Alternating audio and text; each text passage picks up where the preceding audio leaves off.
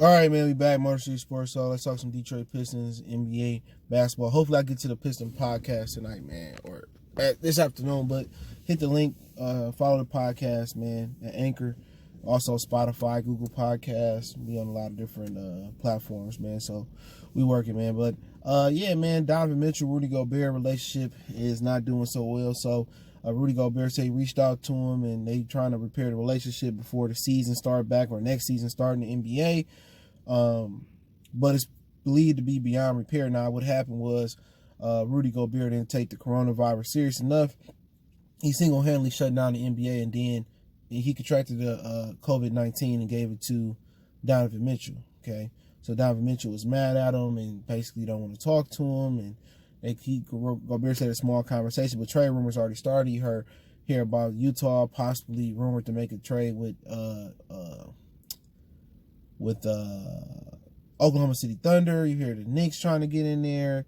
You hear people talking about the Lakers trying to get Donovan Mitchell. So my question is, should the Pistons try to get in on a Donovan Mitchell or Rudy Gobert sweepstakes? Now, Mitchell is a restricted free agent after next season, so they don't have to move him. I think Gobert got a contract not too long ago, and probably getting one of these guys is probably going to be sacrificing whatever pick you get in the draft. Now, people saying if it ain't the top 3 or 1 to 3 pick, they probably should trade it. That's what probably conventional wisdom tell you to get a talent like Donovan Mitchell. Now, we supposed to have Donovan Mitchell. You know what I'm saying? We took Luke Kennard, and I think whatever you package, maybe a pick, a future pick, or whatever players you choose to trade. Luke Kennard is probably going to be part of that package. All right, I think he will be part of that package. He a perfect fit for Utah. He a white boy, he can shoot.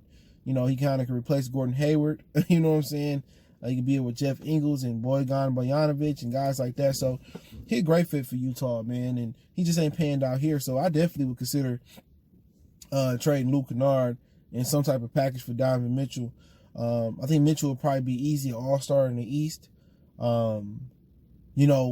Question is, if you get up there high enough, do you think he'd be a better player than Edwards, LaMelo, it's a kid out of Europe, and all that type of stuff? But the thing about Donovan Mitchell is that the problem with him versus LaMelo or versus another dynamic top pick is that Utah got some national televised games, but Utah ain't a hotbed. So Donovan Mitchell will be an all-star, but he won't really pretty much bring the television like LaMelo will. He won't sell the tickets like that. But I probably would say I'll probably take the established star in Donovan Mitchell. If I get up there with the first, second, third pick and I got an opportunity to turn that into Donovan Mitchell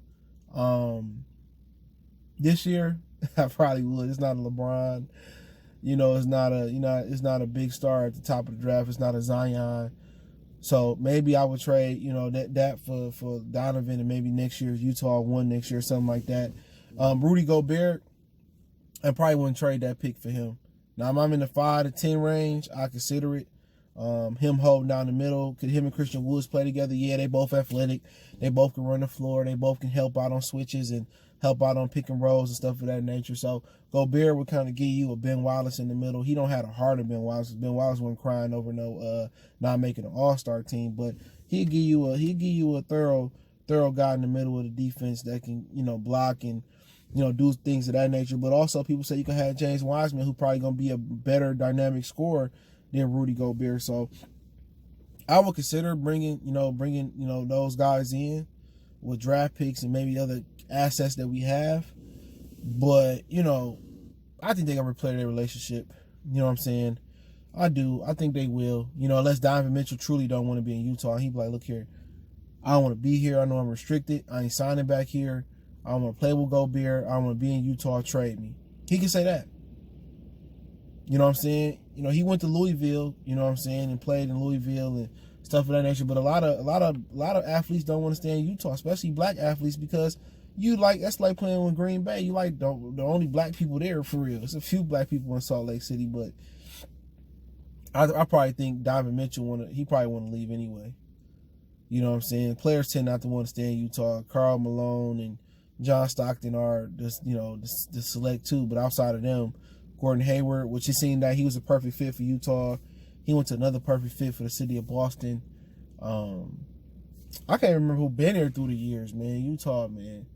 Oh, Andre Kirilenko and them boys. But usually people just don't really make a career in Utah outside of those guys I named. So, and they ain't changed their name. They ain't in New Orleans no more. The Jazz. Ain't nothing jazzy about Utah. You know what I'm saying? But hey, let me know what you guys think. Would you be open to Donovan Mitchell, Rudy Gobert trade? If they had to trade one, which one would you trade for? What would you give up for one of them? And then, I love to get to the comments. Hit that subscribe button, bell icon button. Check out Detroit Piston playlist.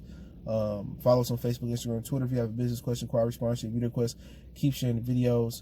All my links in the description. Want to make a donation, Cash App, PayPal there. Don't forget, check out the channel out. Goodfellas Sports TV, more sports, music, news, entertainment. One time for the one time to go.